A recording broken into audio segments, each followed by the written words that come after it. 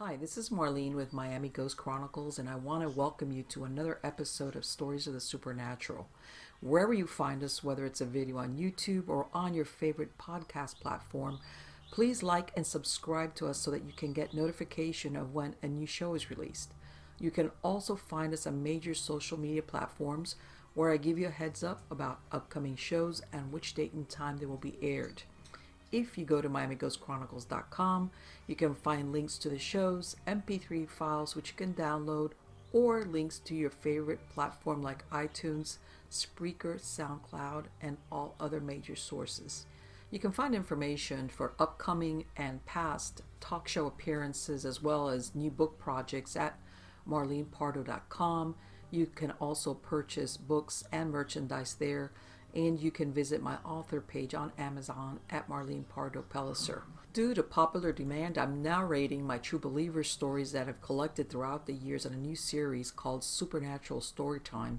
You can find links at supernaturalstorytime.com. If you are into classic horror, ghost, and adventure stories, I narrate some of those at Nightshade Diary, and you can find links at nightshadediary.com. If you would like to read noteworthy news about the paranormal world, true crime, conspiracy stories, and anything that is just plain weird, you can visit the Stranger Than Fiction Stories tab at MiamiGhostChronicles.com. I do want to thank you all for being part of my audience, and I think you are all wonderful. Hi everybody, this is Marlene with Miami Ghost Chronicles, Stories of the Supernatural. How is everybody doing today? Good, I hope. I'm doing good. Okay. No need. I'll repeat what I said last week. In the middle, earlobe deep in South Florida weather, which is rain, rain, and more rain. As a matter of fact, this show right now kind of had a hiccup because the thunderstorm, of course, my lights, my electrical flickered and everything flickered with it, the computer. But anyway, guys, let me tell you about the guest that I have here tonight. This is a person, okay, and I know that a lot of you have been asking me, oh, that you like to speak to people that not only have experience in the paranormal or whatever, but the ones that have firsthand experience in the paranormal, either mostly sometimes because they have psychic abilities, and as you know from a lot of the guests, sometimes it starts when they're very young, okay? And sometimes it happens when they're an adult. Sometimes it happens as a consequence of an experience they had trauma, and sometimes they're just born with it. And sometimes they even have that experience and they don't really understand what it is, especially if it's happened to them as a kid. But the guest that we have here tonight, his name is Robert Righi. And, of course, he's a psychic and a medium. And you know that I've told you that a psychic and a medium are two different things. You can be psychic, not necessarily a medium, but he's both. Now, he investigates both the paranormal and psychological aspects of each case that he deals with. He has 2 master's degrees, one in psychology and one in clinical social work. And he has the skill sets it takes to delve into the world of the supernatural. From exorcisms and possessions to stories of the otherworldly, Robert never fails to capture your imagination and always leaves you wanting more. How are you doing today, Robert? Thank you, Marlene, for inviting me to be on air with you. And hello, everyone. I hope everyone is having a fantastic evening. I live here in Peoria, Illinois, and we've had horrible storms for the past 3 months. A lot of flooding here and such like that. But today the sun is shining, a bit humid, and we're going to be getting a storm later tonight. Yeah. And yes, my life within the paranormal started when I was very, very young. Okay.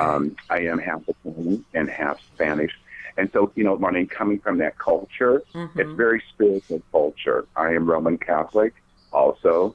And so having that spirituality is just kind of like in my blood. Right.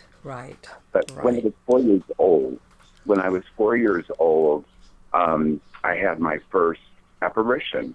Wow. It scared the crap out of me. Was it a stranger? It wasn't a family member or anything like that? No, Okay. it wasn't at all. It was someone that I didn't know. But this person came to me, and I had fallen asleep that night out on the sofa. And about 3 o'clock in the morning, and here comes that 3 o'clock, Yes. the bewitching hour, as we say. Yes. And all at once, this person was standing in front of me, paralyzed. I was scared. I was 4 years old. Oh my I God. didn't know this. It was a gentleman, and he was very kind and very soft spoken to me. Mm-hmm. Um, I was scared because all at once I woke up thinking that someone was looking at me, and even at 4 years old, I could feel things like that. Right. Didn't understand it, of course. And when I opened my eyes, here this gentleman was standing in front of me, and like I said, he was very loving and very kind, and he whispered softly to me and told me that everything was going to be okay, and that he was sent to me to help and to guide me on my way through this paranormal or spiritual. And at 4 years old, everyone, I had no idea what I was paranormal about meant. to say I that's didn't have a pretty heavy for clue. a 4-year-old. You know? Yeah. God. Yes. Mm. I was scared. I almost peed myself. And and I tried to call out for my mom, and I couldn't call for my mom. And I remember the gentleman, and his name was Lucas. He finally told me his name was Lucas. Okay. And Lucas calmed me down and again said, everything will be fine. And I remember his parting words were, follow your spirit, follow your passion. I had no idea what spirit meant. I Right. had No, no of idea course. At a 4-year-old, you must have been. right.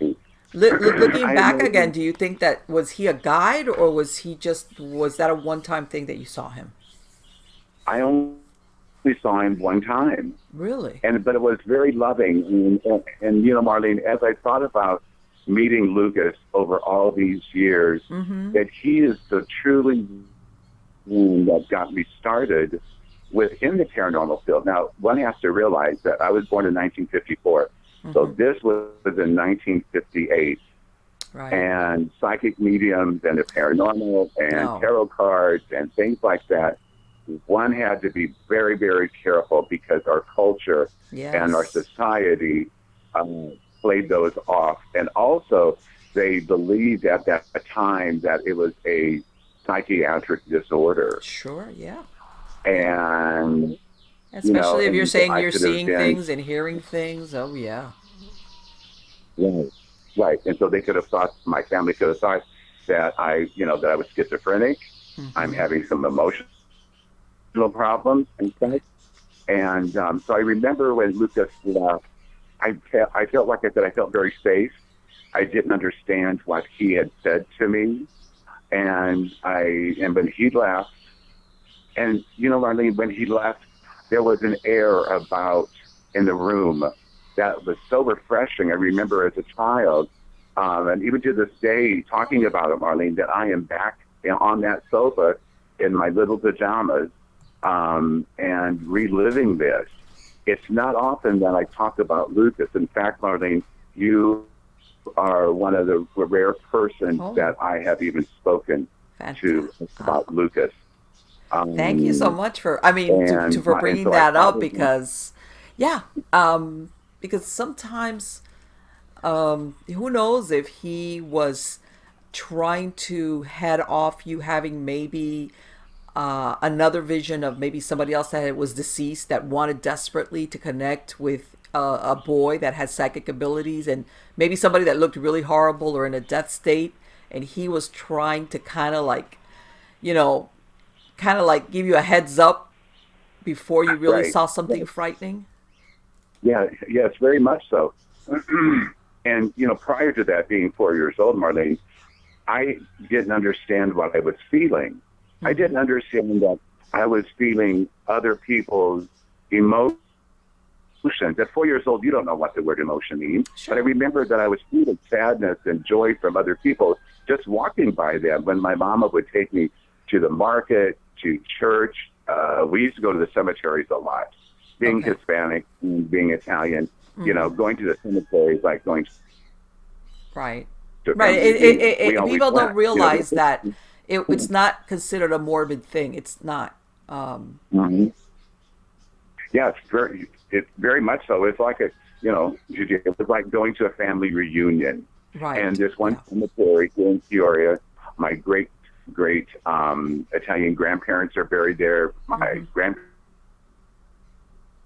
are buried there. A lot of my great aunts and uncles, Italian as well as Spanish, were buried there. And so we used to visit them all, and we used to talk to them. Right. And when I went there, I remember that I felt different, but I kept these things deep inside of me. Okay. But my Italian nonna, my Italian grandmother, knew that I was gifted. Okay. But she did not know how to approach my parents about it. Yeah. Wow. And I remember one day being at my nonna's house, and a nonna in Italian means grandmother, and she was such a loving woman. Her name was Giovanna, and God rest her soul. And we started to talk, and of course she spoke in half English and half Italian, and I knew even at that young age because that's what we spoke in the house. Right. That she was trying to tell me that I have these gifts and talents. Now, when I say gifts and talents, those are my words now, but she called it that I'm spirit-filled, and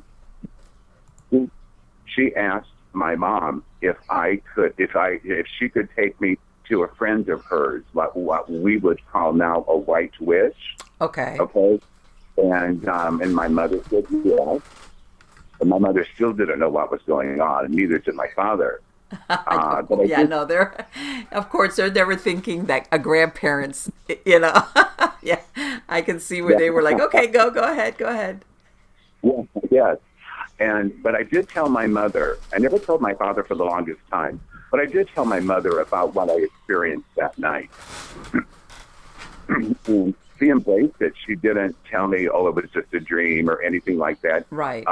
She encouraged me instead of being pushed aside, because I am mentoring 10 children now who are so very gifted and talented within the paranormal field. Very, very gifted and talented.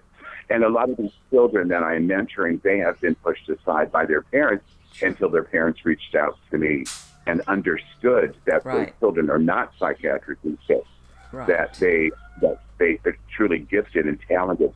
So I'm meeting with these children at least once a month, especially during the spring and summertime. But anyhow, so then my Italian nonna takes me, and her name is Anastasia. And a very wonderful woman. She must have been 150 when I met her. I mean, she was very old. And the minute that I walked and came into her front room, of course, there is juice out, there's water, there's milk, and, being Hispanic and being Italian, everything surrounds the table with food and everything.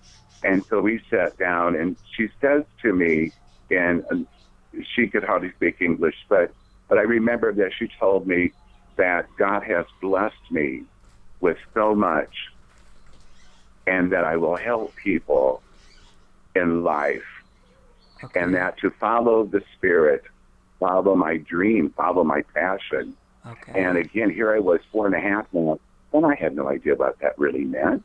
Sure. But she was setting the seed like Lucas was setting the seed in me, and to encourage me to embrace these gifts and talents.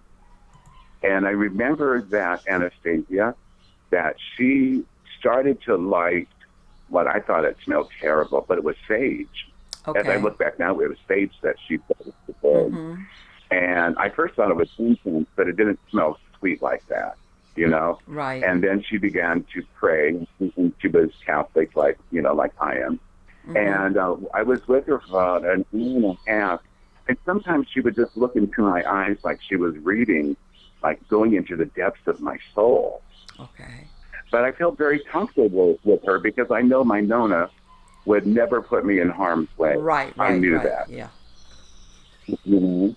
And we were there for about an hour and a half, and I felt exhausted afterwards. I told my Nona, I said, it's time for a nap. I'm tired. And so went back to her home, and I fell asleep on the sofa. And so that was my first experience. I only met Anastasia once. Okay. And then I never went back again. My Italian grandmother never took me back. Okay. And then I started to mature, started to get older. I went to a Catholic school. Okay. And it was during First Holy Communion. And, being Catholic, we go through the rite of First Communion and confession and confirmation and those types of things, Right. And of course, I went to a Catholic school, and we had like 14 nuns there. And most of the nuns were very loving. Other ones were just horrible. Yeah, I went through 12 years of Catholic school, and I know what you mean. But mine were Irish nuns that taught at my school, and I know what you mean. Most of them were very nice, but some of those Irish nuns have a hot temper. And there was a couple that you'd be like, "Oh, I don't want her for home." Brutal. They were brutal. And so First Communion, and I was walking in line up to we had communion rails back then. Mm-hmm. And I remember, Marlene, and everyone who's listening, that all at once, Marlene, and right now I'm reliving this very moment. All at once I saw angels, Marlene. Wow. I saw the most, and I started to feel like I'm crying now because it was such a joyous time. I saw these beautiful angels, and they were following the priest. Okay. And nudged my friend next to me, and I know that I wasn't supposed to talk out loud because the nuns would have slapped me down like a dog. So I didn't know. Yeah, I didn't know, but it was just a wonderful, beautiful experience.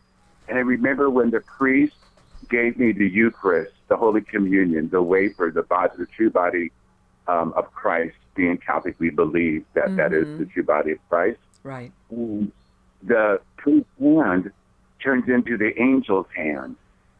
And the angel was giving me the body of Christ. Wow. And Marlene, and right now, I am reliving that. And again, Marlene, I have not told this to many people, but my spirit today told me this is what I need to think about. And the priest must have been thinking, why is he looking at me like that? Did he have any idea that what you were actually seeing, Robert? I guess not, huh?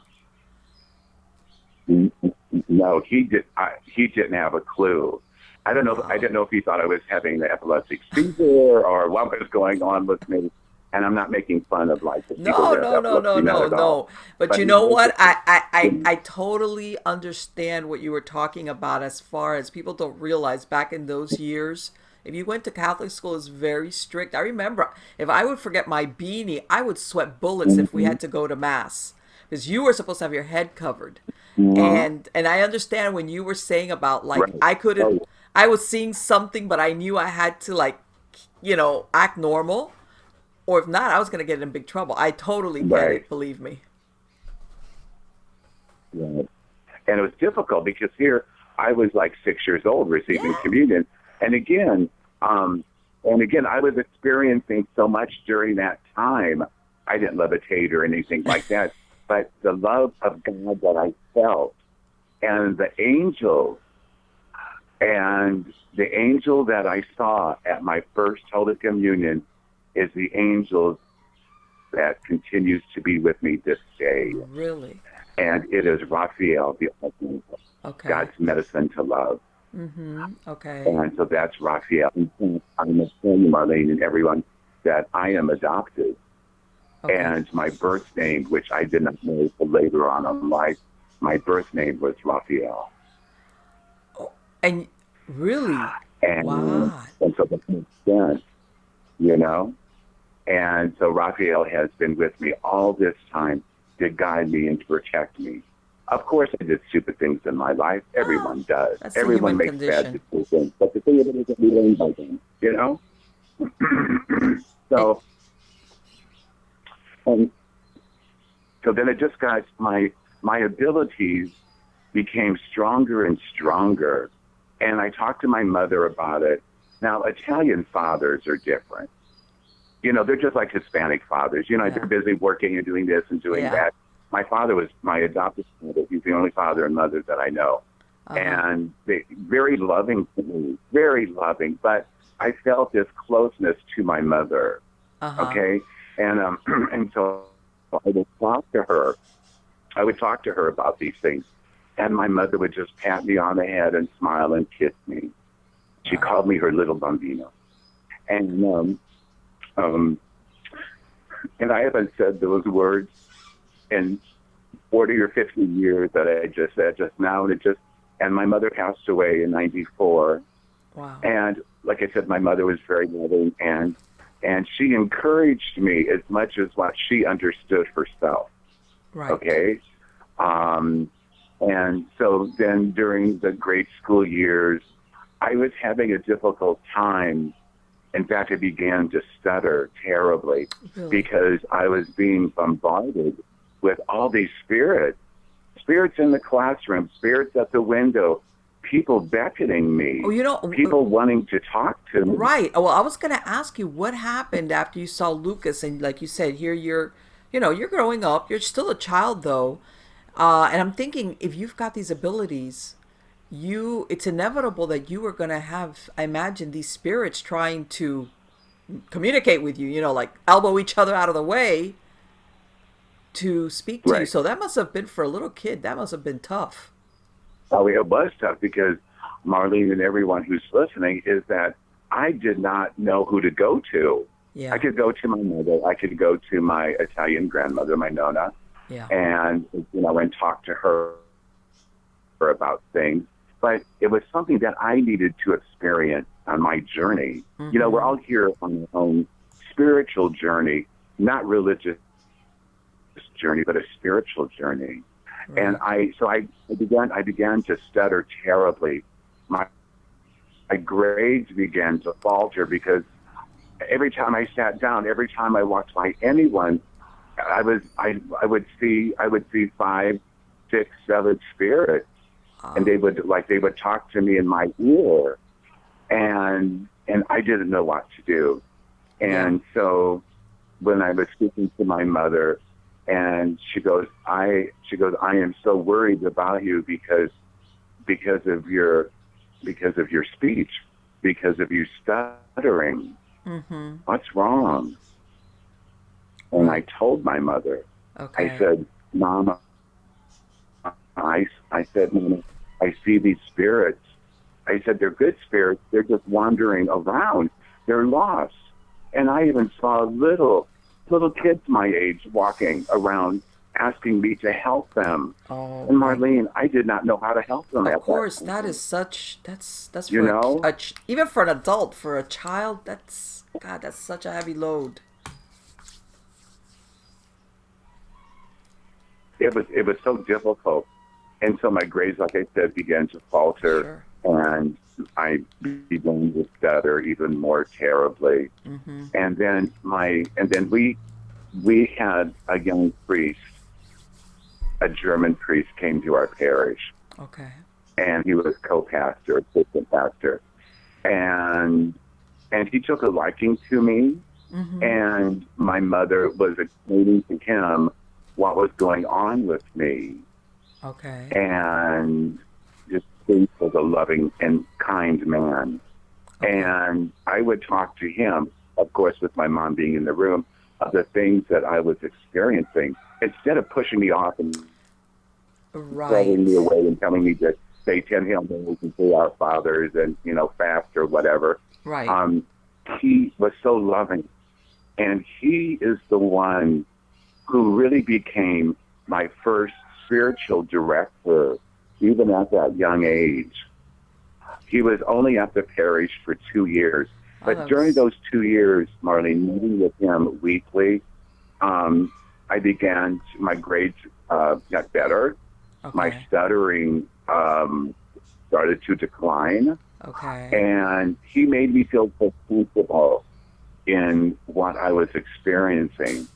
He is the one, Marlene, that his name was Fabian, and God rest his soul. And Father Fabian taught me how to turn it on and off. Oh my, that's that. And I love your roosters in the background. I love your roosters in the background, Mother. I'm saying, you know what? Everybody, like I said, I don't hear them anymore because I spend all day. You know, the sun's coming up, and even sometimes they're like, "Ah," and after a while, but yeah, forget. Everybody knows that I have a lot of animals. I can't control animals, so it's like background. Yeah, I love cooking People, roosters. some people have And so music. Father I Fabian, have farm animal noises. But anyway, continued. So luckily, by the way, you stumble across a priest who's like open-minded and realizes, that this is a gift, is what it sounds like. And I guess he taught you what boundaries, how that you could set up boundaries between he yourself and taught me these things. on and off, and how he did it. And I use the same method now as when I'm mentoring these children of the paranormal. And Okay. he showed me, he picked up a book. Okay. And he said, Robert, when you want to be with the spirit, you open the book. And he said, when you don't want to be bothered with the spirits, you close the book. And he said, it's going to take time for you to do it. Right. He said, but continue to do this. And Marlene, within a month or so, it started to happen. Okay. And so for a long time, Marlene, I closed the book. I I bet. didn't open it for a long time Yeah. because my grades got better, my stuttering declined, stopped to almost nothing. And so Father Fabian was such a nice and loving man and taught me so much. And I did not know that at the time, as being at that young age, that I would be using the same method that he showed me to the children that I'm mentoring today. Right. Yes. Marlene, I believe that God puts us where we need to be in any given time. And God put Yeah. Father Fabian into my life Yeah. Like to assist exactly, like me. a foreshadowing of what you were going to be able to use Yes, that knowledge for. Not only for yourself at that time, yes. but of course, yes, I understand what you mean. And So he was, it and sounds so I like would meet with almost him what, weekly. so by the time you said he was there 2 years and I guess what, he got transferred out of the parish? Yes, ma'am, he did. And I was heartbroken Yes, my because God, I he's was the going to, man, he's the priest that I could pray to with anything, and he understood. So after 2.5 years, he was transferred. And again, I truly believe now is that God put him in my midst because I needed him the most during that time. yes, And so I learned how to turn it on and off. And like I said, for many years, I closed the book because I needed to do things as a child. I needed to play in the mud. I needed to play, sure. forts and stuff like that, and needed to do things as a child. Mm-hmm. And there's so many children that the families have reached out to me that became very reclusive because these children did not know who to go to. Yes. They were afraid to go to their teacher. They were afraid to go to their pastor. They were afraid to go to their friends. Yes. So a lot of the children, before they met me, they became very reclusive. Their grades began to fall. Some of them had eating disorders. Wow. And such like that. But again, I believe that God puts us where we need to be at Yes. any given time. Yes. And then in high school, and so I graduated from a Catholic grade school, and I had the opportunity to continue my Catholic education. And I told my mama and papa, and I said, I want to go to a public school because I am so sheltered. Right. So sheltered in this Catholic school. Most of my relatives went there and the people in the neighborhood. And in Peoria at that time, we had 15 Catholic grade schools here. And so my whole life was surrounded with Catholicism, and there's nothing wrong with that. But I Right. wanted to see more of the world, Yeah. And so I went to a public high school, which at first it was very difficult for me because being so regimented in a Catholic school where you stood in line in a straight line and you did not talk, and when somebody yeah. entered the room, you stood up. Oh my And God, yes, yes. sister, no, Oh, sister. you're one of those. I tell everybody, nobody until you get it. Yes, man. If anybody came, you had to stand up and say good morning, good afternoon, whatever. I mean, that was, oh my God, yes, a Catholic school person. Yeah. Yeah, And boy. so going to mass every day. Yes, And I yes. served me, you know, um, and which was very important to me. But then in high school, I decided, like I said, to go to a public high school, and I did. And and the first F word that I ever heard in my life, I didn't know what it meant because I was so Yes, sheltered in this yeah, Catholic school, yeah. you know. And so I went home and asked my father. I said, "What does this word mean?" Oh, oh, he said in Italian. He said, "Never say that around ladies. Never say that." He goes, "It's the nastiest word. Never say that in front of your mother. Never." And so I didn't speak, but still, I never knew what the word meant. All I Right, knew, my right. Yes, mother no, said it people was the don't nastiest word. understand that, you know, especially nowadays, I think sometimes people might find that hard to believe, Robert, what you're describing.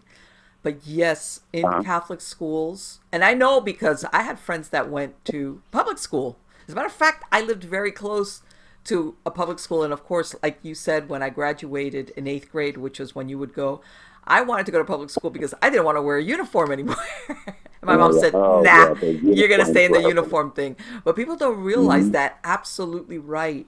They, there was no type of foul language at all that was tolerated while you were in Catholic school. Not even Right. the And the mom used to slap us in the face. And one time I remember in fourth grade, she said, "Robert, you are insolent." And I yes. said, "Sister, I have no idea what that word means." And then she slapped me again. Oh my God. Let me tell you something. I tell everybody. I remember that it must have been like seventh or eighth grade, and Hmm. my second grade teacher was Sister Regina. Check it out. Sister Regina also taught choir in about seventh or eighth grade. Of course, this is adolescence. When everybody starts acting. We had this guy named Greg. Nice guy. We had all like started all together, and she was, Hmm. like telling him something. You did this wrong, something, and all he did was roll his eyes. Oh crap. She slapped him. She goes, "How dare you raise your eyes to heaven?" And everybody in the class is going, "Huh?" She lost it on him. And you know what? He bowed his head and he's like, "I'm sorry, sister." And that was it. It was like, what? People Catholic school stories. So we're gonna have to do another show about that, Robert. Yeah, But very much anyway. so. But I learned so much. It's very true. I learned so much at the Catholic school. I learned respect. I Yeah. learned discipline. You Uh-huh. know, and now in schools, unfortunately, that Yeah. discipline is not taught, Mm-mm. and respect each other. I mean, excuse me, to be respectful of each other is not taught in schools either, and that's why I think that our school system here in the United States is so Yeah. it's so upside down, and Yep, all the it hate is. and all the evil and stuff. Yeah. And so then I went to a public high school, and I enjoyed it thoroughly. I really did. Mm-hmm. But during this time, I decided to open the book. Now it's been many years since I opened the book, and I opened the book, but it was different this time. You know how Father Fabian would teach me how to open and close the book, and the Mm-hmm. spirits were there with us. It like now being a teenager, and I think being hormonal Yeah.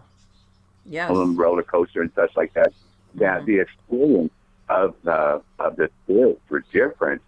Um, they would beckon me even more to help them. And Father Fabian did instruct me in how to help the spirits who continue to wander on this earth. Okay. He taught me how to show them the light. He said, "Robert, the light comes within you. You show them your light, and the light that you show them, that will help them on their journey to heaven." And I remembered those things Okay. like I do, and it's been, this year I'll be 65 years old, so we're talking, what, 50 some years ago now, and I Okay. still remember those things. Mm-hmm. And so in high school, I opened the book up, like I said, and spirits came to me, and now I began to see things psychically. besides people talking to me, that spirits who have passed talking to me, now I started to see things psychically. And again, that was different for me. But I embraced it because I truly believe that the gifts and talents that I have and so many other folks have, they're truly gifts and talents from God, that we are created for a specific reason with these talents and gifts to help other people. That time in grade school and in high school, but now I do. And so opening the book in high school and begin free and knowing what Father Fabian had taught me to help these wandering souls, to follow the light, and the light comes within me. And so that's what I started to do. Now, I didn't open the book often. Okay. Because I wanted to experience things, and I knew that if I would open the book all the time, that I would be consumed with it. Right. And I did not want to be. I wanted to help people, help the spirits, yes.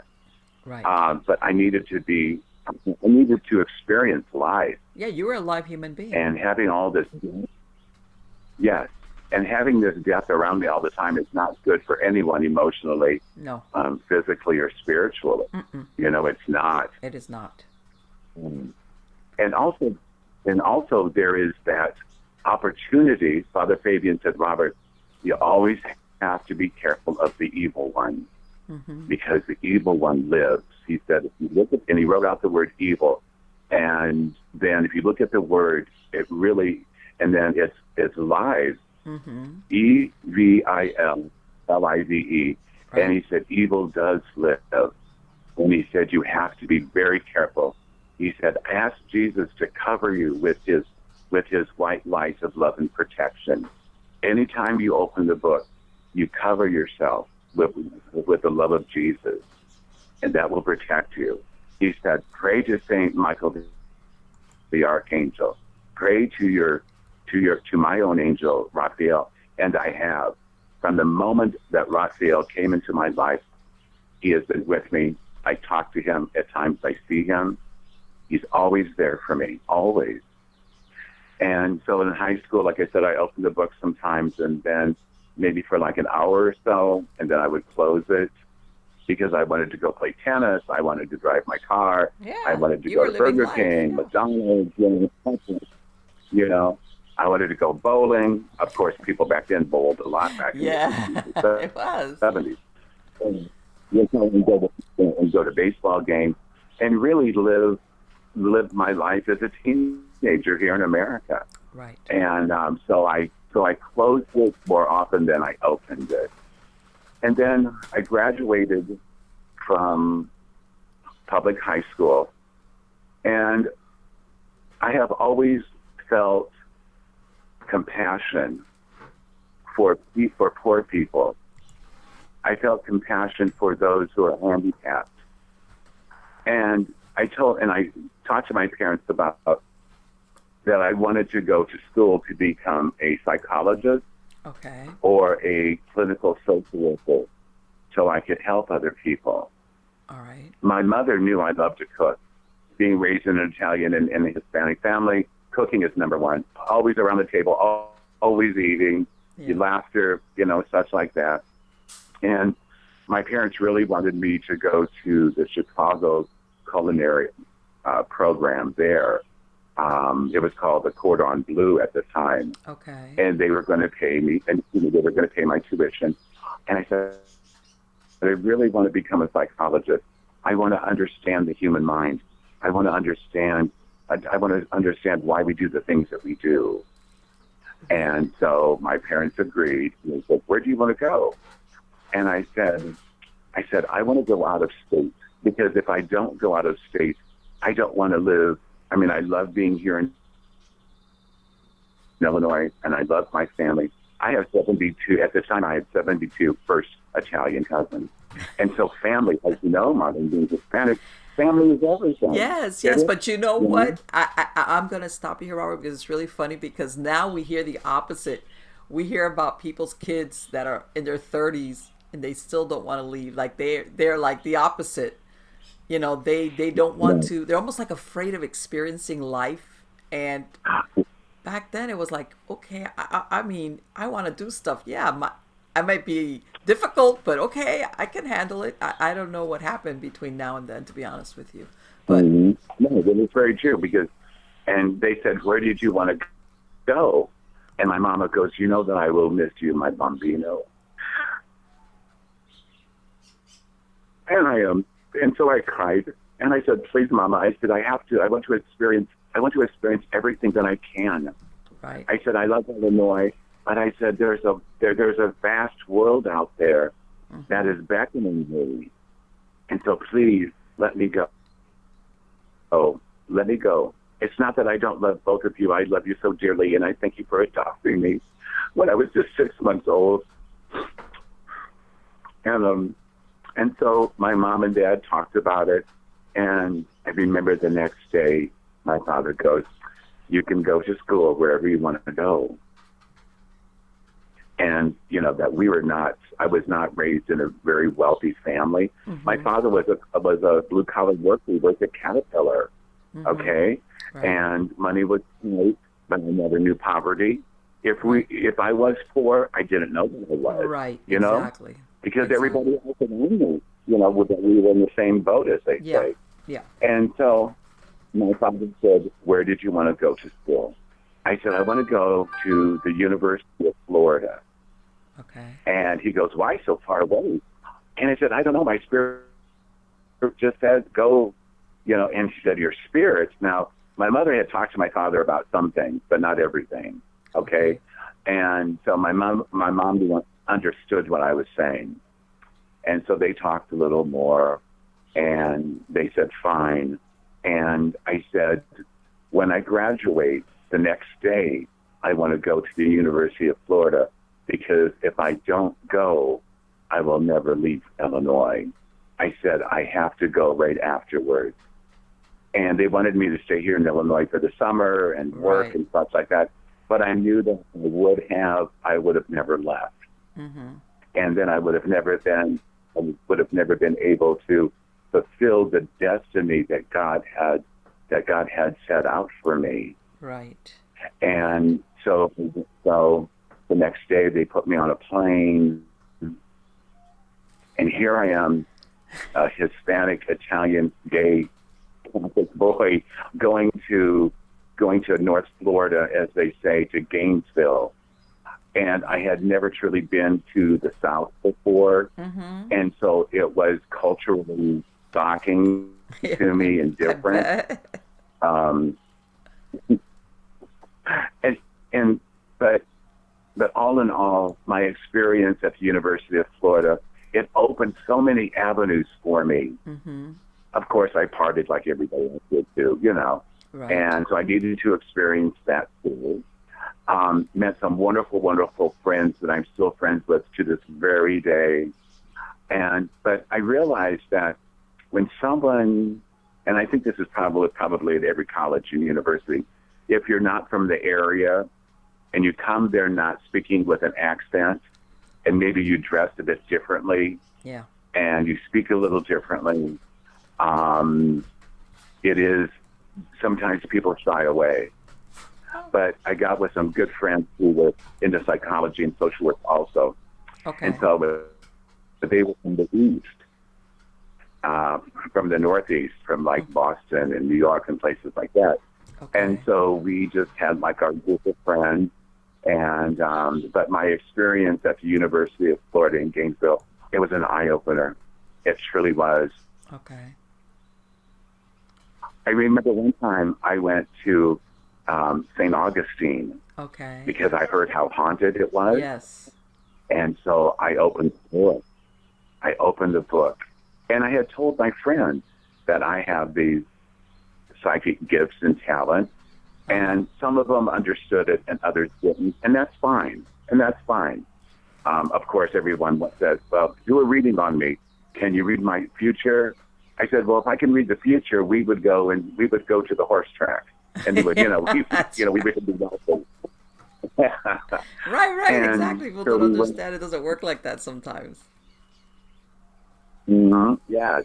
And so then I went to St. Augustine to the fort, and Right. wow, my experience was unbelievable. I saw apparitions, spirits of soldiers, Okay. and then I saw people, I saw spirits that were like in the dungeons and, in the jail there and such like that. Wow. I would hear things. I would hear things, and the spirits would talk to me, and sometimes people saw my hair being ruffled, and they were wondering, well, it's not windy, what's going on? And so I would Yeah. explain to them what. Some of them were scared because they did not Yeah. want to, and they were okay with me, with my gifts and talents, but they were not really into it themselves, and that's fine. And I appreciate that. And I truly respect that. And I said, don't worry, everyone's protected. And so interiorly, that I prayed for each of them that God would protect them with his white light and love. And so going to St. Augustine was unbelievable. We were there for 3 days. I didn't want to leave. Yeah, Not because at it's all. I not felt only like, the fort; it's like my that name whole area right there. was St. Augustine has quite a history. The that little, especially that little historical area that's adjacent to yes. the fort. Yeah, a lot of stuff happened there. hmm And I felt so comfortable there. It was like I was home. And so we were there for 3 days, and of course we went to the ocean and such, and had a wonderful time. We went to the beach, Hmm. and then I found out about this other little town close to DeLand and New Smyrna Beach, Yes. and it was called Casadega. Yes, Casadega, absolutely. Yes. Do you know where that is? Yes, I've been there a lot of times. Spiritualist. Oh, yes. Oh, it's the spiritualist camp. Hmm. And Marlene, let me tell you that when my friends and I went there, it was a Saturday, and it's very green there. They have a lot of tall trees and green and everything. Hmm. But there were no children outside. There were no dogs outside. It was eerily quiet. It was crazy to me. It was. Right. During that time, I did not open the book because I did not know. I knew it was a spiritualist camp. I Right. understood that. But I just needed not to open the book because I didn't think it was safe for me to do so. Yeah, well, And so we yeah, went. they're kind of very also particular. I mean, they allow you, you just can't move there. They kind of like control who actually lives there, as far as that you have to be a medium or a psychic. So, Right. Oh, they're a very close community. yeah. Yes. And we went to a cafe there at the time, and went into the cafe, and they asked me where we were from and said Gainesville students and such. And one older gentleman, very, very old, very nice gentleman, and he was eating by himself, and I invited him to come over and join us. And again, I was following my spirit. Mm-hmm. And over all these many years, my friend, that I have always followed what some people would say gut, your gut feeling. Right. And so I followed my spirit. My spirit says, ask this gentleman to come over and eat with you. He is alone. And so the gentleman came over and ate with us. We sat and talked for over 3 hours. It was wonderful. He was originally from New York and had Okay. come to Casadega because of his gifts and talents. Oh, okay, okay. So he lived there. And yes, he lived there. Yes, and he asked me if how long we were going to stay, and I said just for the day. He said, "Do you want to go to some cemeteries and some places that I can take you that the normal visitor or passerby would not know or go to?" Mm-hmm. And again, like you said, Marlene, it is a close community. It's crazy. I mean, that's the word I can say. It's just, Yeah. that when you don't see any animals, and also I never heard any birds there either. And when you see no children, Right. nobody was in their yard at all. They were all inside. Right. It was just Yeah. creepy to me. But I learned so much from this gentleman. And everyone that I was with, my friends, were just fascinated with his stories. I bet. And now this gentleman has passed away. God rest his soul.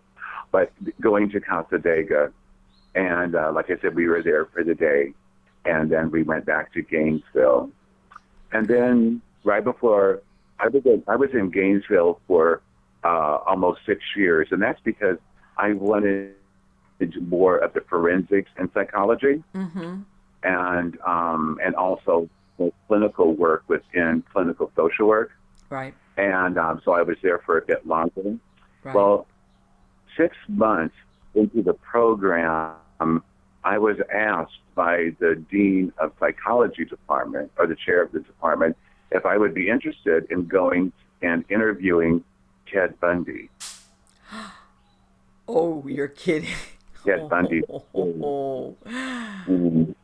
And you did? My spirit left. It leaped. It was like, oh my gosh, what an experience, you know? And he said, Robert, it's going to be you and 5 other students that have the experience within the realm of psychology. It's not to go there to have fun. It's not there to go to look at a circus freak. But he said, I want all of you to experience what a serial killer looks like. Psychopath.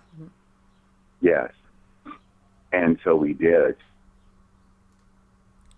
And so that's a whole other story. That must have been like, I did go there. And you know that not too long, well, but recently, as a matter of fact, they put out that, I think it's on Netflix, about like a series about Ted Bundy, and you know how engaging or normal looking he was, and that's probably why he was able to lure so many of his victims. Oh, he was yes, Marlene. He was very charismatic. But when he looked at you, there were 3 gentlemen, and there were 2 ladies, two female students that went with us. Right. And he focused on the female students, of course. Right. And when it was my turn, and we had certain questions we could ask and certain questions that we could not ask and such. But when it was my turn, he looked at me, and when I looked into his eyes, nothing but pure evil. Right. And he looked at me, and he knew our name. He looked at me and said, Robert, I know who you are, and I know what you can do. Oh.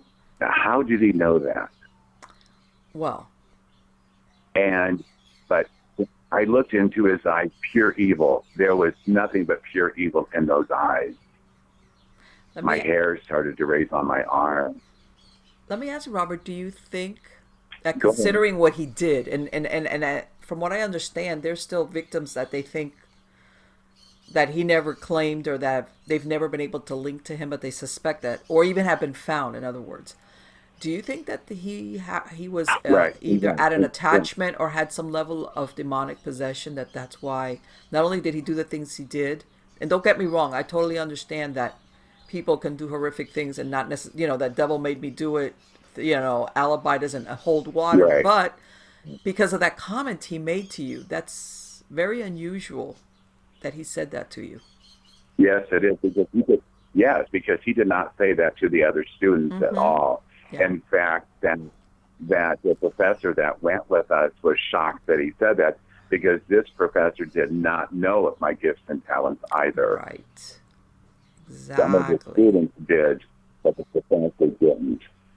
And the professor looked bewildered. He thought that maybe I had written to Mr. Bundy before we had gone there, but I never did. Right. Because we were asking him to, and I didn't. And afterwards he asked me, why did Bundy say what he did? Right. And we were with a group of other people, and I said, I will talk to you later. And so I did. So finally I did come out to him.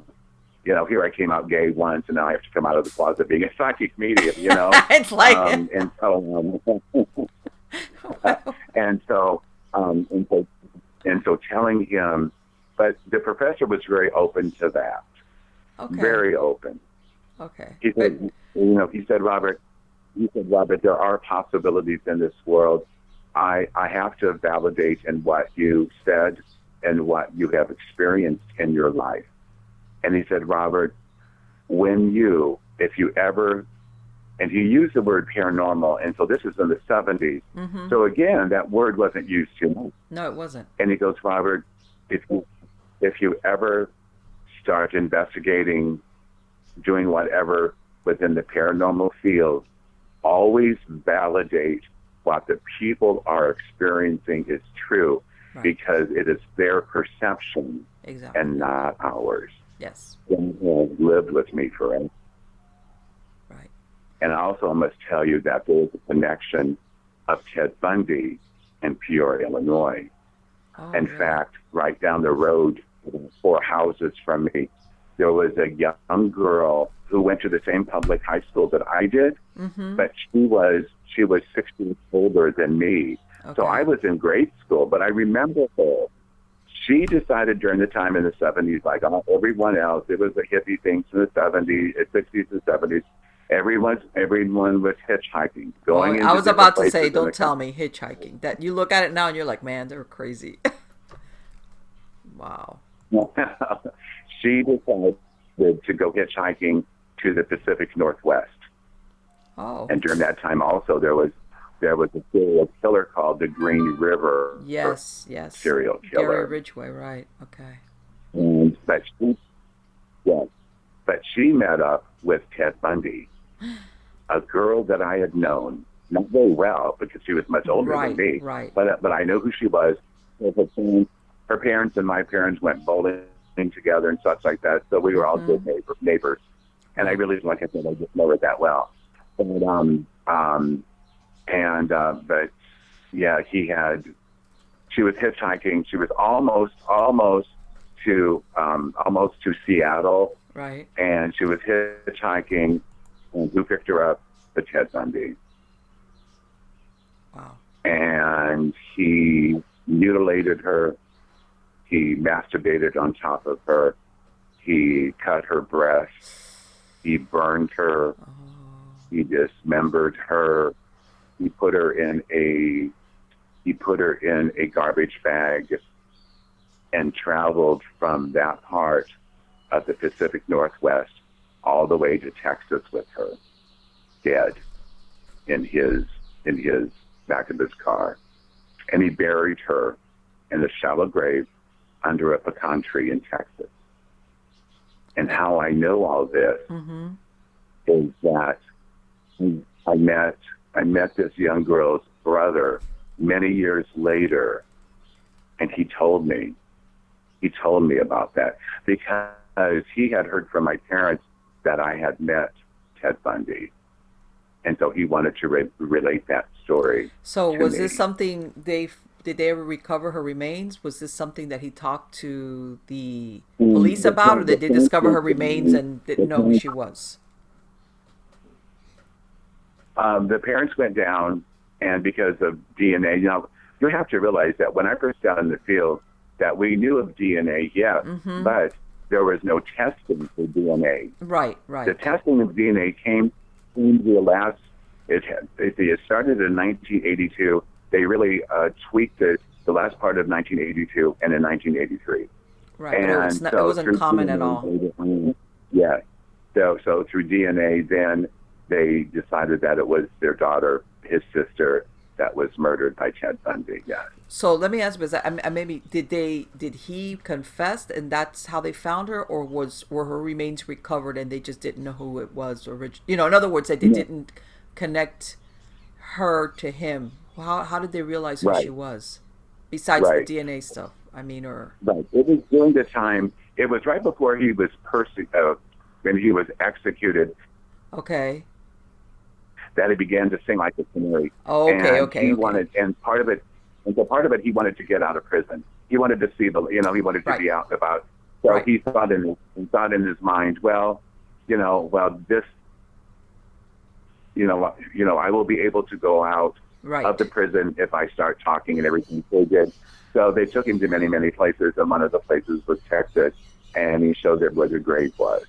But he Right. said in the very last, but I remember when we were about ready to leave, Mm-hmm. he turned around.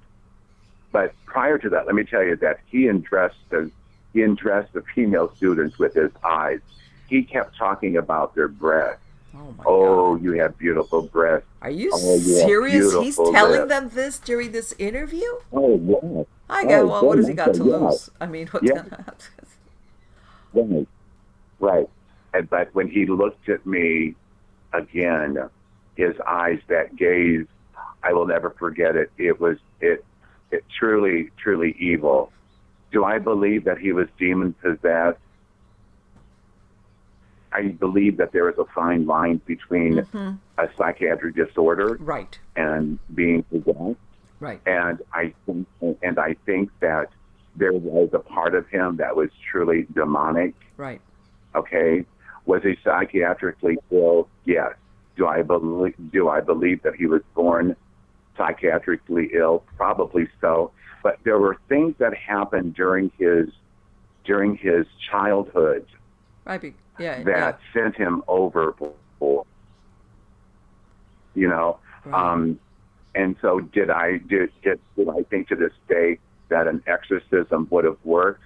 Possibly, Well, but and then again, you think, he and then you was think to yourself, though, he had a very good grip of reality. It sounds like, and he knew the difference between right and wrong because how long was he able to do all these things? And he knew he had to right, cover his tracks. In other words, it's not like right, somebody and he that's was so, so and out of touch with the most of his reality that uh, they, they do something and they just, like you hear sometimes horrific murders that somebody that's very deeply right, disturbed or has a very uh you know their mental illness is like in other words they're totally out of touch with reality, but he killed so right, many women and made right. sure to cover his tracks. So yeah, no, he's Mm-hmm. very intelligent also from what I During understand.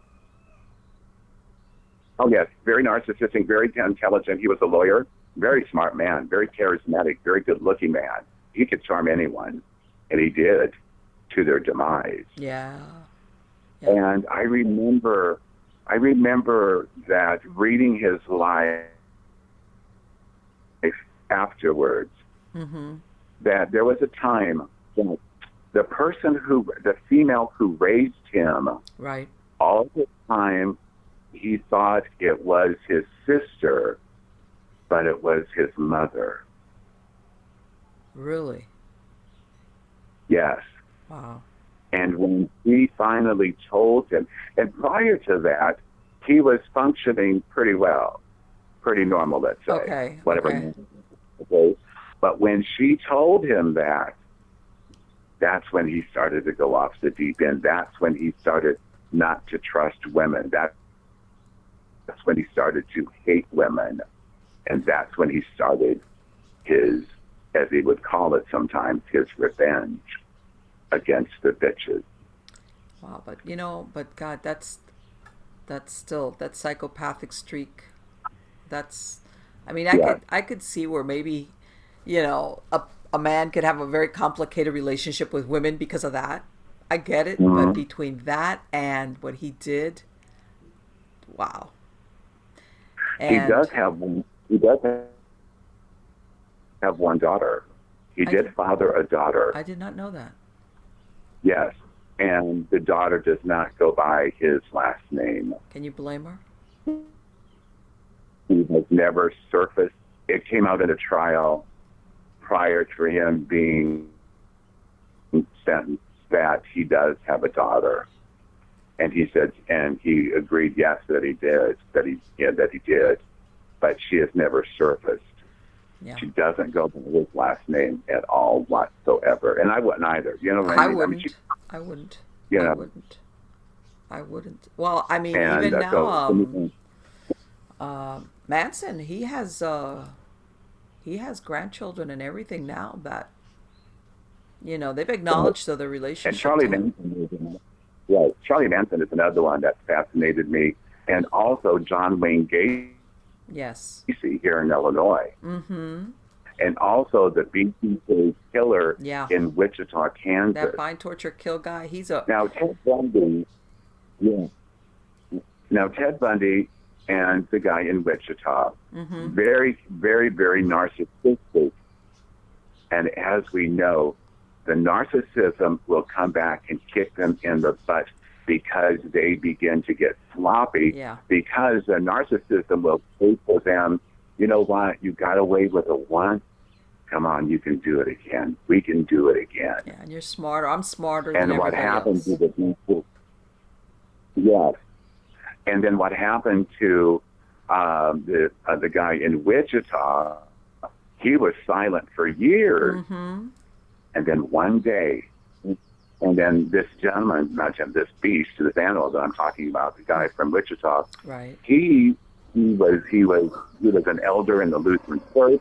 He was a Yes. good father, a good grandfather, and whatever, you Yeah. know. Perfect And citizen. one day, yes, and one day he said he was just sitting there in his chair, and what I would say his narcissism came back, and I think he had stopped that for a long time, but it came back a zillion fold and said, you know what, you got away with so much, you can get away with it again.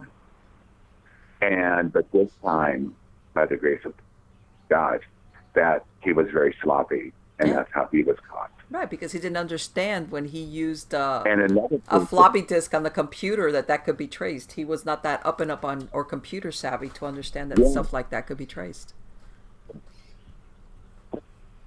And Marlene, do you remember Scott Peterson, Yes, of course. the husband who killed Lacey, Lacey, and yes. the unborn child? Yes.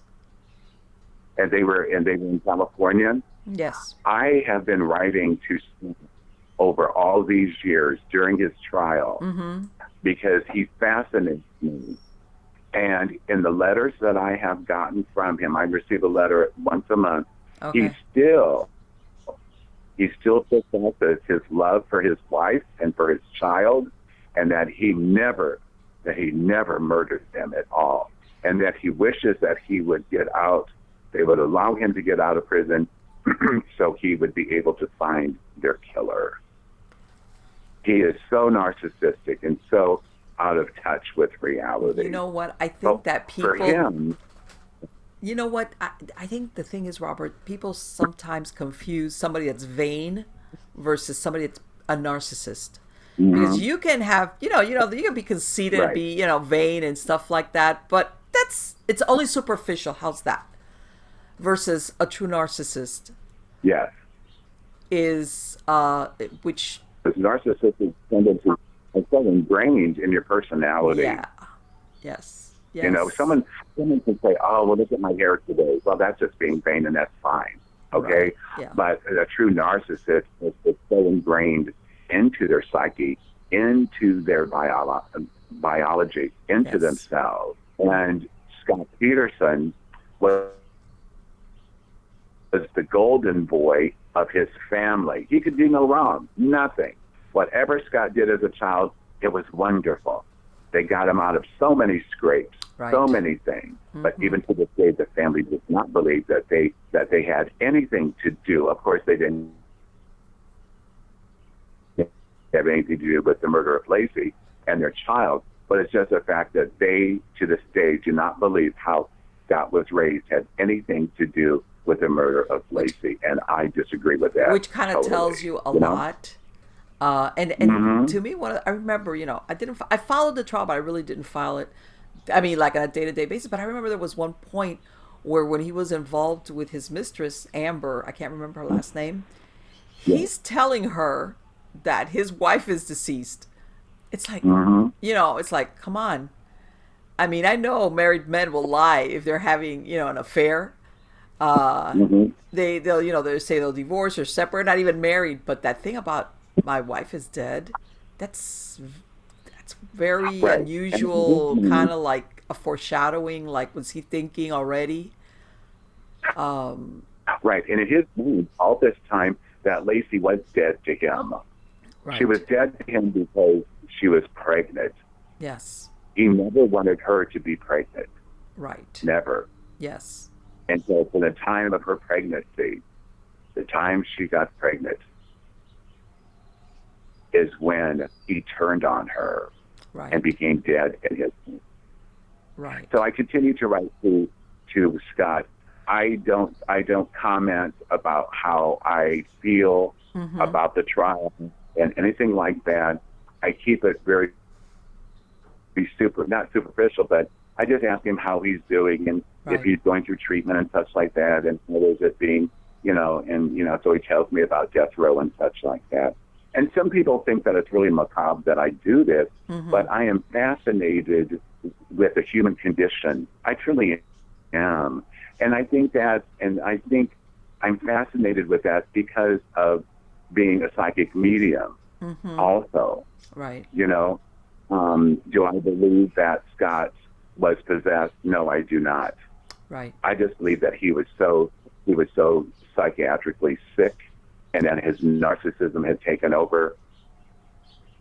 That the world, as we know, narcissists believe that the world revolves around him instead of him revolving around the world. And they're very much into control, and maybe that part, like what you said, he controlled her, but when she went and she got pregnant, probably, whether it was accidental or knowing that he didn't want it, but she did, maybe that for him was like something he couldn't control. That they're very much into control.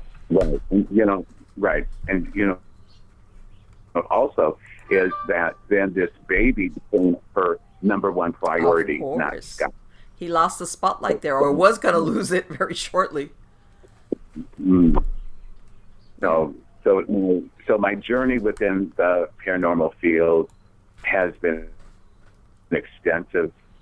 When I graduated with a master's degree in forensic psychology and clinical social work from the University of Florida, I became a criminal profiler, first in Orlando, and then I was transferred to beautiful South Beach, Miami area. Yeah, we talked about that. God knows there's a lot of people here to profile. Yes, I have seen the. You know what? Like all major cities, it has its underbelly, and yeah. And so my spiritual journey within the paranormal field has been vast, and I've been involved in 2 exorcisms, like you said, sanctioned by the Roman Diocese of Chicago, and maybe sometime we can talk about that. I volunteer at a hospice who ministers to children, and I go into their homes. I get a call maybe just hours before they leave this earthly dimension. Right. And I assist the children.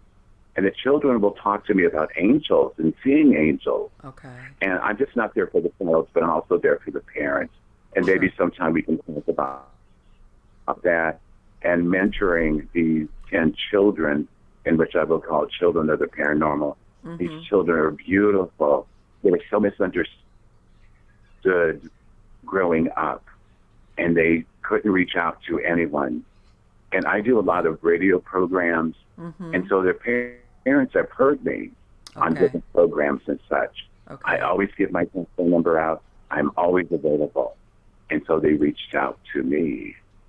Right. And so my experience within the paranormal field is vast, and I love it because I am doing what God has destined me to do. Right. And we are spiritual beings. You know that. You feel it in your heart when you're like doing the, what they call your passion. You're living your passion.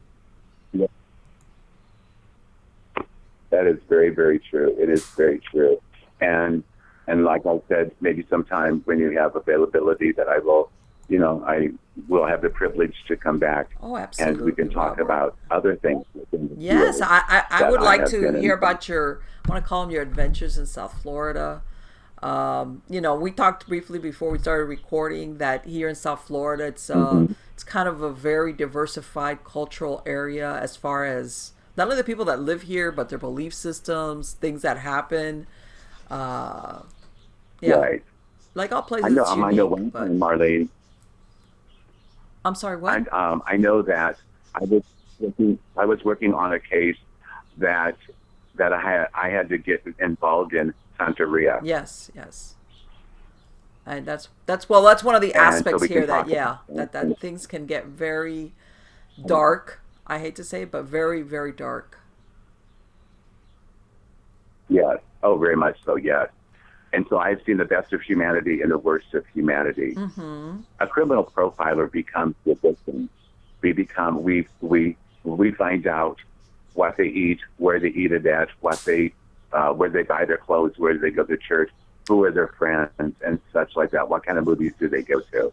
So we Right. become the victim, Yeah. and that's how we find who the murderer is. And more times than not, as you know, it's going to be a family member, it's going to be an acquaintance, and such like that. Right. It's very, very seldom that a person's going to be murdered by a Ted Bundy. Right, Okay, right. And as a matter of fact, they say I sometimes remember that's why them. those crimes are so difficult, those stranger on stranger, because that's it, when there's no Right. connection, for law enforcement to look at, and either the Mm-hmm. person is left the area. I mean, there's no, where does it go? It's not a neighbor, it's not a family member, it's not a boyfriend, girlfriend, a lover's thing. So that's why, as a matter of fact, I don't know if you heard about this. I'm going to change real quick topic. About a couple of months ago, January, he's incarcerated in California now because he killed 3 prostitutes. But he's, I guess, when you got nothing to lose, he's got life sentences. Plus, he's already an older man. He's like in his 70s. He's Mm-hmm. been killing women mostly since the 1970s. And he's I think I heard about him on TV just recently. God, I can't remember his name right this second. And as a matter of fact, a bunch of police departments from across the country have gone over there with their cold case files, hoping to identify, some of these cold cases. And Right. the last time I checked, I think that they had been able to match him to certain victims, about 15 of them. Some victims they had the name, some victims they didn't even have the name. In other words, these were remains that they were never even able Mm-hmm. to identify. Unfortunately, Right. many of them, not all of them, he did kill some Mm-hmm. women that had no risky behavior or, lifestyle, no drug, no prostitution. But most of them were, so that's why it was also difficult sometimes to even identify them. But yeah, he's cut a swath of killing across. I want to say he even killed somebody here in Florida, a woman up in Florida and northern Florida, and yeah, he went through the states and yeah. I mean, as far as Mm-hmm. people, yeah, the majority of times I think it's usually we look at it, it's close to the victim, but man, when those killers that they just the opportunity presents itself and they really have no connection whatsoever to that victim, and then Mm-hmm. It's true. It's just like so it's just like in the 50s, 60s, and 70s, where people were hitchhiking. It yeah, was a spirit of love and free love and all this stuff. People were trusting people, yes, and no one thought that they were going to be murdered and such like that. yeah, And that was the opportune time for serial killers yeah, such as Ted Bundy and the Green River murderers to mm-hmm, do what they did. Because anybody would get into a car hitchhiking, yeah, see somebody hitchhiking, pick them up. yeah, We didn't know if, and now as we think about it, the person who's hopping in the car, are they going to be killing the motorist or the motorist going to end up killing right, them? right, yeah, You because know? it can go both ways. So it was It's not necessarily the hitchhiker who could end up being the right, victim. People don't right. realize it Oh, could that's work very the other true. Yeah. way. And, right. And also when I was at school, we studied about Ed Gein. Oh Do man, you let know me that tell you something. name? That's a real cuckoo bird there, right there. I'm sorry, but God, Yeah. whoa, Yeah. Yes, he was. And so we studied, and we studied about him. Fascinating. I mean, I do not condone what he did and how he did it and such, but there are specific reasons what led him to do that, and maybe we can talk about that sure, at a different time. yeah, And yes, again, I'm not absolutely, justifying what he did at all. you Yes, I know. would love to bring you back, But Robert, I so we can remember, talk about, all these, about yourself, your abilities, all these cases. You've been so interesting to talk to. Let me ask you, Robert, yes, and, if yes, people wanted to reach out to you, what's the best way? Do you have a phone number, or a website, or Facebook? How can they find you?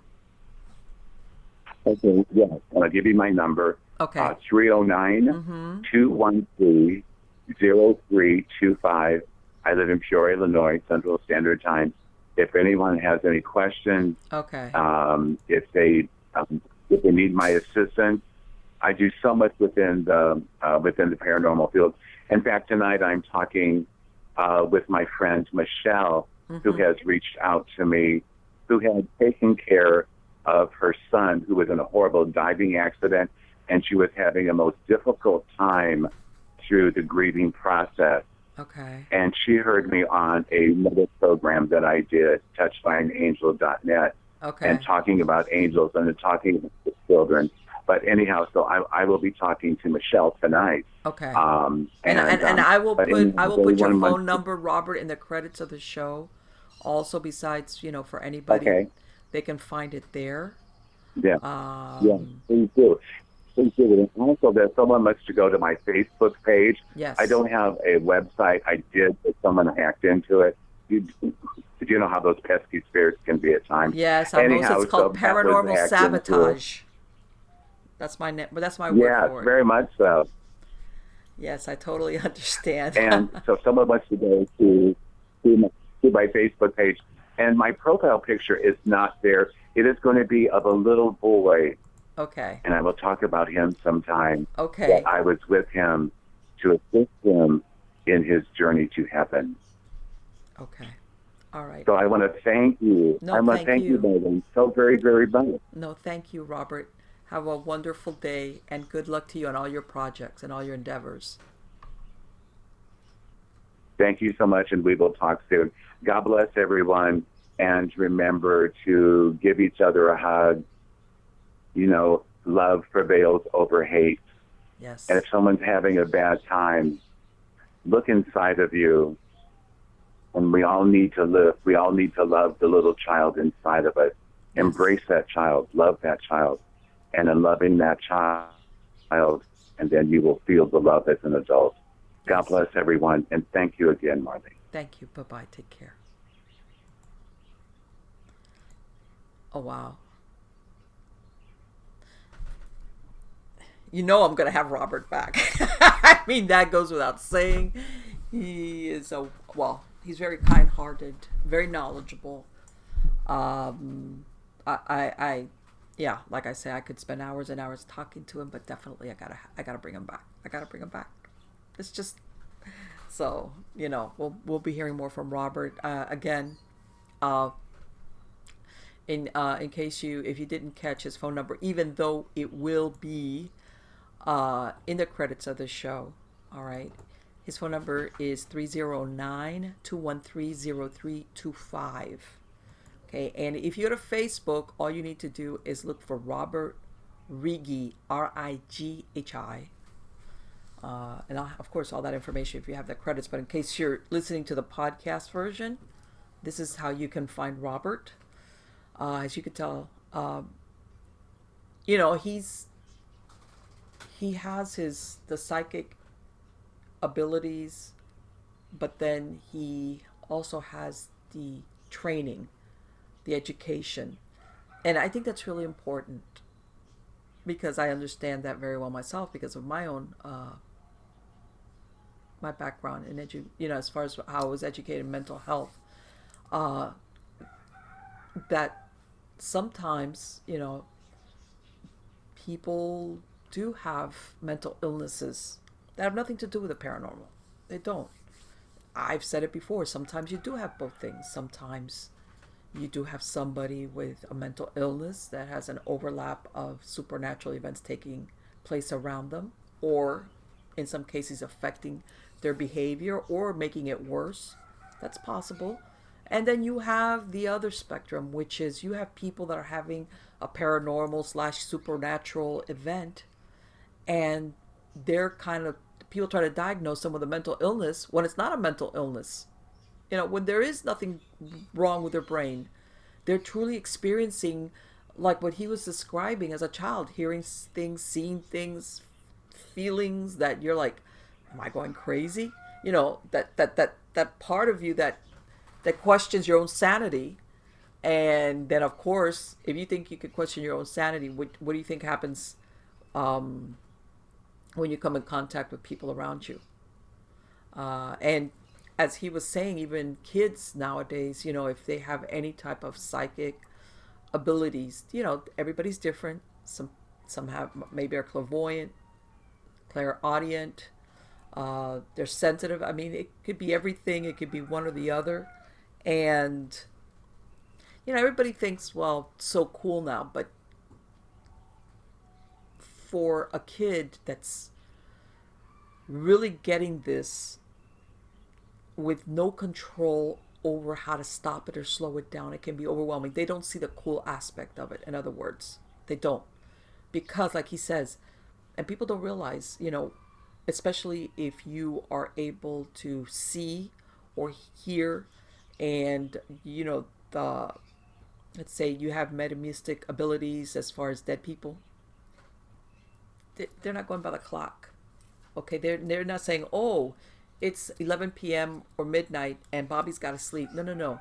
They all want to crowd and communicate because they are aware that this person, this child, whatever, this teenager can see, hear them, and they're just, they bring with them whatever they got. If they were angry, if they were hurt, if they were sick, they pile on to this person. And so you get a kid that doesn't know, that wasn't taught, like he explained what that father did for him, how to turn it off. It can be overwhelming. So of course, you get the kids that withdraw, that become isolated. And I've said this before for all human beings, but especially for a teenager. That's not good. And he made a very good point. He said it. When I went into high school, I didn't open that book. Why? Because normally what teenagers are doing, whether you're an introvert or an extrovert, you want to have fun, or you want to like transition between, adolescence, teenager, into becoming an adult. There's a lot of experiences. So you don't want to be hearing a dead guy talking in your ear, or some lady trying to show you something, and you could tell, you're dead, and whatever. This is like these years. At the same time, your kinetic energy is so high at that time and spiky that it's almost like you're an agent, which of course you hear a lot of the poltergeist stories, how there's usually some type of adolescent in the household that might be the agent for the poltergeist activity because of that. So yeah, that he works with that. People don't realize that, again, thanks Hollywood, having those abilities when you're a kid, because it's really funny, you don't want to be the odd man out. And for all that, at that age you want to be different or do your own thing, you still don't want to stick out. And besides maybe getting visited or sensing or knowing things that you're just not ready for, like, in other words, all you want to do is you want to go to school and hang out with your friends and have a good time, and romance, stuff like that, the stuff that's normal for that age, it kind of gets sidelined totally. So the fact that he's helping kids with that says a lot. That says that's very important. Okay, and that could be probably a big determining factor what kind of life they're going to have as an adult. Okay, because if he can show them how to basically close the book, like what he did, and then be able to handle whatever ability they have at the time and in the degree that they want, but that they have control over it, that they can like turn it off, turn it on, quiet it, or and I think that there's even people out there, kids that at the end of the day they don't want to have it. And I know a lot of people go, what? Yeah, I see it personally as being psychic or having, the ability to be a medium as a gift. But everybody's different. And I think that there's humans out there that do have this ability and they just don't want to use it. They do not want to be one smidgen sensitive because it's just whether they haven't had one bad experience or it's just that. And I'm not even talking about here about religious upbringing or nothing. I'm just talking about their personality. They don't want to have it. There is nothing in it for them, even though it's a part of them and that ability is theirs, inherently theirs. They don't want to use it. They want to like not lower the volume or close the book. They want to close the book, burn it, bury it, throw it in the ocean. They just they don't want to at all. And that's the kind of thing you have to respect as far as choices that people make about their abilities. Again, I think personally, to me, the best thing is being able to enjoy it, but having control over, like what Robert described, how he was instructed by this father on something so it doesn't overwhelm and basically wreck your life, because that can happen. The flip side of it is, for those people that have no way or nobody teaches them, a lot of them, believe it or not, do end up declared insane or abusing drugs or substances because they just want to quiet their voices down. They just do not, they want to shut this down. And sometimes they turn to drugs, self-medication, alcohol, because nobody's ever showed them this is how you shut this down. Okay, and in some cases, if it gets really extreme, they get diagnosed with mental illness and get treatment with drugs, and it's like, yeah, they're being treated, but it's the symptoms, it's not the cause. The cause is something where this person basically has been bombarded and they just have not learned that they can. First of all, they have the ability to say, I don't want to hear you. And you just can't barge in and throw your story or because this is something really important, and I love that Robert pointed this out, because, and I've talked about it before, you will have a lot of psychics and mediums especially who only want to go for the, oh, it's everything is good and butterflies and little blue birds. And I say, what is swirling around a psychic are earthbound spirits. Like he said, like how this priest showed him, you find the light within yourself to guide them into the light. Why? Because these spirits, these human souls, were earthbound, trapped or confused or whatever, but they were bound, they were confused. This is what swirls around when a psychic or medium opens themselves up. These are the ones that I want to dogpile on and say, hey, what happened? Nobody hears me, nobody sees me, or oh my God, I feel really sick, or some, you will, the suicides, the ones that are confused, the ones that can't kind of remember, like, I'm lost. Everybody's got their story, or whatever the case might be. There's all these spirits that are not bound to the haunted house where they lived or whatever, where they died, that they're free floaters. And when they identify that person that they know can hear, see them, feel them, I hate to say it, they don't care if it's a child. And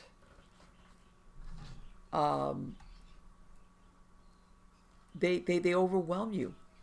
Okay, and then there's a lot of people that don't realize that, and again, I go to this, when you do this work, okay,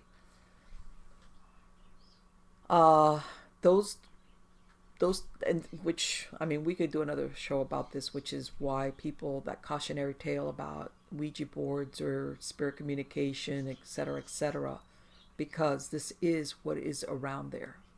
This is when you open up and you try to communicate.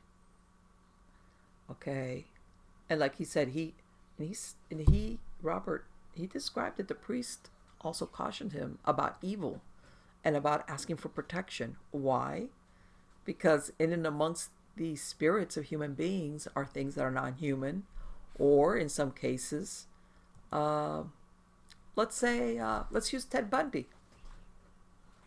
I'm not saying Ted Bundy's ghost, but somebody that was a Ted Bundy, as in psychopathic, no empathy for other human beings. There's a lot of people that are born that way. That doesn't necessarily mean they went around killing people, but they didn't have any empathy for other human beings. They were very controlling, and sometimes they die. And then, well, eventually we all die, and some of them get stuck in that state, and they're, as a ghost, they are exactly who they were in life. And maybe part of the reason why they're stuck is they didn't think that there was an afterlife. More than likely not.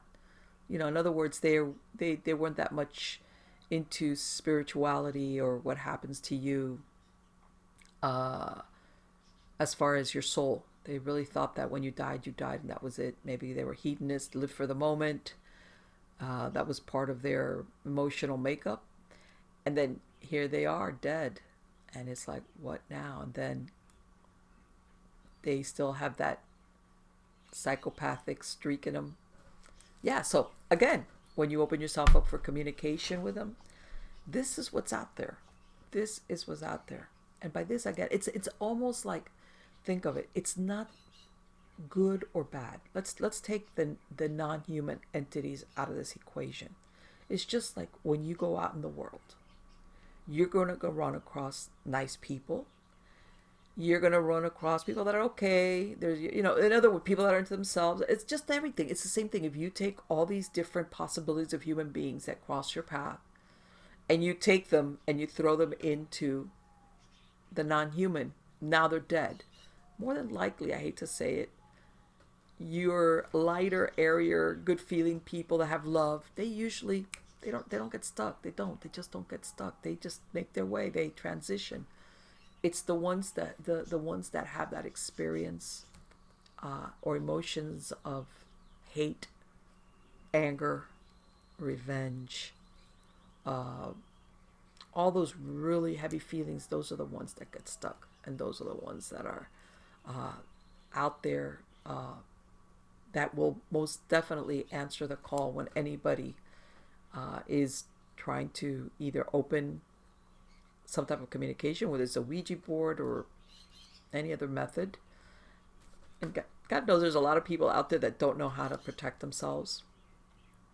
And then there's the other ones that, of course, are looking for a Robert, a child, or, to intrude and hope that they can get their message across, or that they'll get an explanation or answers, etc., etc., etc. It's again, it's complicated, simple, but more complicated sometimes than what you see in a lot of reality shows. So again, guys, thank you very much for being part of my audience. I have a lot of interesting guests coming up, and like I said, I'm hoping that no, I'm not. I know I'm going to extend the invitation to Robert, and I'm hoping that he will be able to come back shortly, and we can talk some more about his experiences, both as a medium and in the field of the paranormal. And take care.